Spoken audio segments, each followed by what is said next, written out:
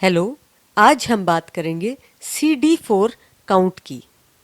CD4 count कैसे किया जाता है, क्यों किया जाता है, इस सब के विषय में थोड़ी जानकारी मैं आपको दूंगी।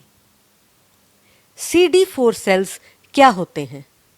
CD4 सेल्स एक खास किस्म के सेल्स हैं जो हमारे खून में पाए जाते हैं। यह सेल्स हमारी बॉडी को इम्यूनिटी प्रोवाइड करते हैं। इन सेल्स को हेल्पर टी सेल्स भी कहा जाता है। CD4 काउंट या CD4 टेस्ट की सहायता से हम यह जान सकते हैं कि पेशेंट के खून में कितने CD4 सेल्स हैं एक गिवन अमाउंट ऑफ ब्लड में। यह टेस्ट क्यों किया जाता है? HIV और एड्स के पेशेंट में यह टेस्ट अक्सर किया जाता है। HIV वायरस CD4 सेल्स को स्पेसिफिकली अटैच करके डिस्ट्रॉय कर देता है, इसलिए इस तरह के पेशेंट्स का CD4 काउंट कम हो जाता है। CD4 काउंट्स की सहायता से हम HIV पेशेंट्स का इम्यून स्टेटस जान सकते हैं। इसके अलावा इस टेस्ट से हमें HIV की स्टेज का मालूम चल सकता है। यह टेस्ट कैसे किया जाता है?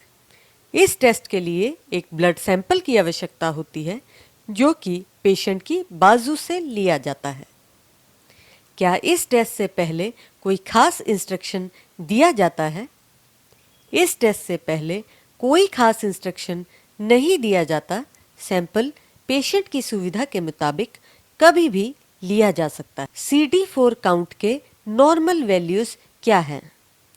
एक नॉर्मल इंसान के लिए CD4 काउंट का रेंज 500 से लेके 1500 पर मिलीमीटर क्यूब ऑफ ब्लड होता है। कभी कभी यह रिजल्ट परसेंटेज वैल्यूज में भी दिया जा सकता है।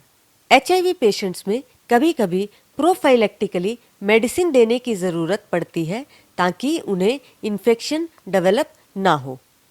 इस तरह की प्रोफाइलेक्टिक ट्रीटमेंट के बारे में CD4 काउंट से हमें मालूम चल सकता है।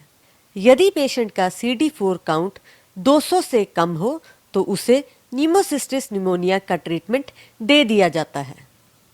यदि पेशेंट का CD4 काउंट 100 से कम हो तो उसे टॉक्सोप्लाज्मा के लिए ट्रीटमेंट शुरू कर दिया जाता है। यदि पेशेंट का CD4 काउंट 50 से कम हो तो उसे माइकोबैक्टीरियम एवियम कम्प्लेक्स का ट्रीटमेंट दे दिया जाता है। HIV पेशेंट्स में CD4 काउंट अक्सर ट्रीटमेंट को मॉनिटर करने के लिए भी देखा जाता है। ऐसे पेशेंट्स में एंटी रेट्रोवायरल थेरेपी दिया जाता है। इस तरह के ट्रीटमेंट का एम होता है कि जितना हो सके CD4 काउंट बढ़ा हुआ रहे।